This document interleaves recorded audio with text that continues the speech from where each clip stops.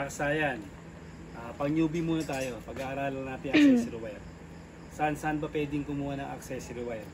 At bakit sa accessory wire dapat kumuha at hindi sa live wire? Ito siya kasayan, no?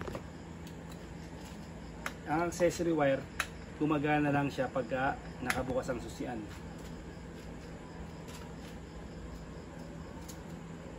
Ito kasayan natin, tingnan niya. Ang unang kadalasan kinuha ng accessory wire dito.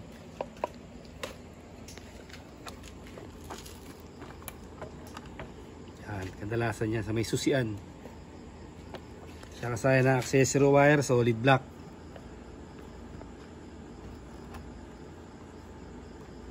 Solid black ang kulay niya kasaya. Dito nabulot siya. Ayan siya. Accessory wire, pagpatay ang susian, patay din siya.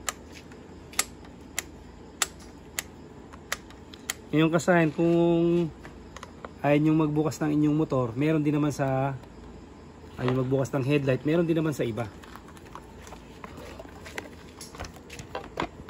Siya kasayan, sa inyong brake light switch, may brake light. Ito yung brake light, ha. Meron din accessory wire yan. Ayan siya kasayan, accessory wire din siya. Pinatay natin yung susi, patay din siya. Saan pa pwede kumuha kasayan? Dito sa flasher relay. Yung flasher relay natin sa kabila. Kasayan ng flasher relay, ha.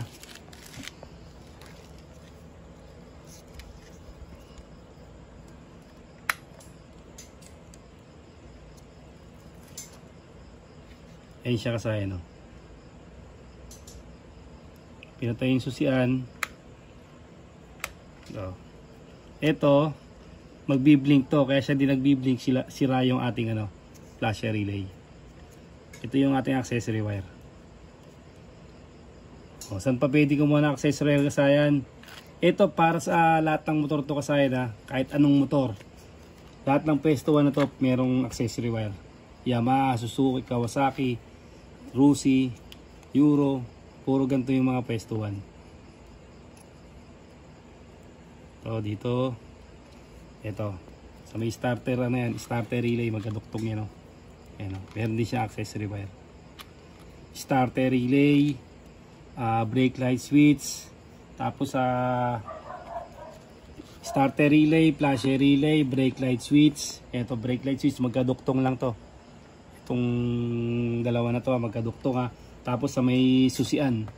Ngayon kasayan, bakit kailangan natin doon?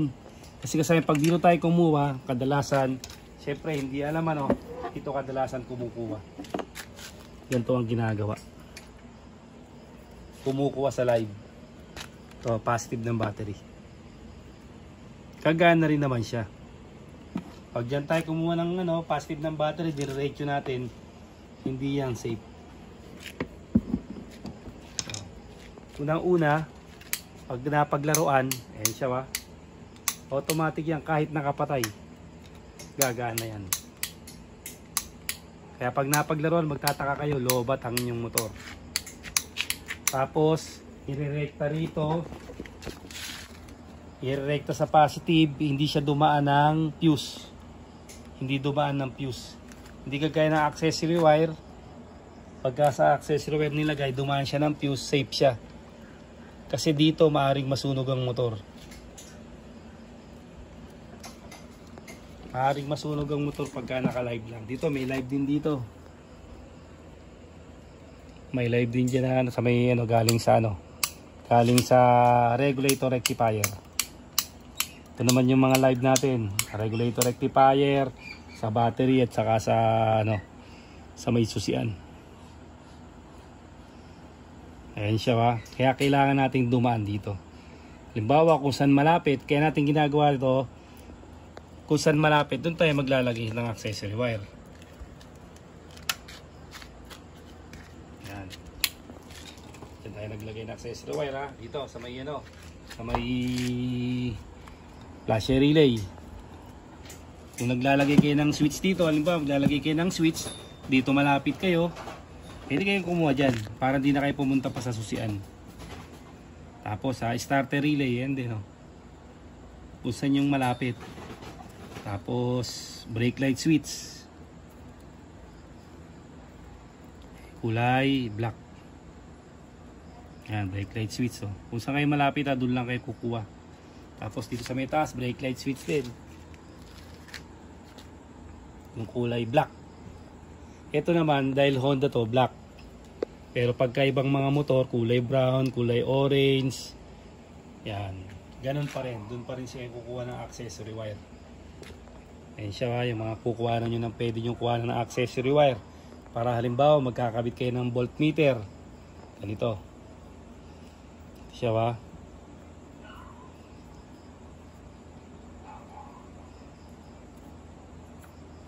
Yan yung sign, ayan. Ibig sabihin, hindi nyo na kailangan pumunta sa pumunta pa dun sa may susian.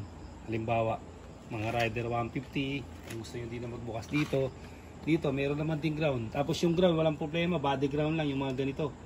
Ito, yung mga tornilyo na yan. Pwede na kayo maglagay ng I-terminal, automatic body ground. Ito yung negative. O, sa starter tayo kumuha ng negative. May negative dyan. Tapos yung positive, kumuha tayo dito sa may sa may brake light switch. Ayan, brake light switch sa positive. Ayan siya. Brake light switch sa positive, ha. Tapos yung negative natin dito sa may sa may starter, ayun. Sa may starter may negative diyan. Meron tayong voltmeter na hindi na natin kailangan pang pumunta sa loob. Magbukas ng kasi meron naman din dito. Kung saan kayo madadalian, kung saan kayo malalapitan, kung maiksi yung wire nyo, pwede nyo kayong maghanap ng mas malapit na accessory wire. Kung maglalagay kayo ng ng relay, hanapin nyo na accessory wire, power up lines.